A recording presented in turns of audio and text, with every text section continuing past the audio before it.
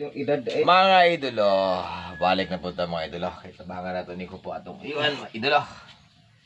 Tabangan natin ni Kupo. Para makabulad. Pagaling ka mga idolo.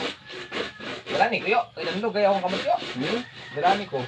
Hindi kasi akong kamot. Ano? Testing mo yung ani sa inyo mga idolo. Yung ani, hupo-hupo. Nabagya po yung ani sa inyo.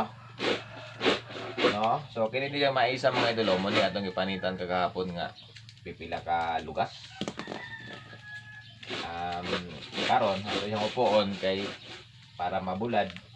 Makapagaling ta. Kauban akong uyuan. Nga gwapuhon. Tisoy. Gwapo. Gwapo. Ato na ipagaling mga idolo. Kahit sa mga idolo. So, kailangan ito mo gamit yung mga ani idolo. Naigahi. Testing mo po sa inyo mga idolo. Yung ani gamit. Kani. No?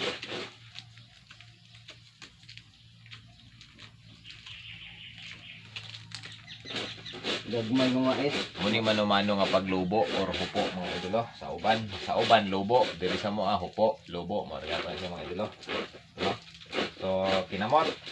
Usahay, ang kuan, gamitan og bangkuran. Since wa tayo bangkuran, so ipalabon na nato sa itong iyo, ano. Ang ato ay kinamot na lang. Para madali ta mga idolo.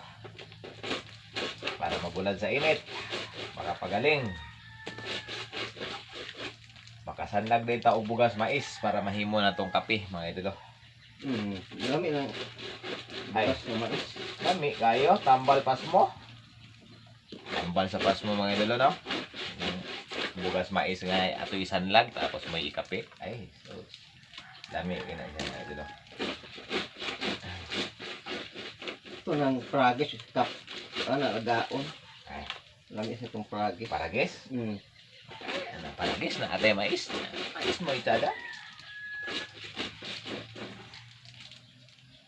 Lubo ta mga idolo. Itong abiho nga kamanghuran. Bis lang. Waman ko sa inkatre.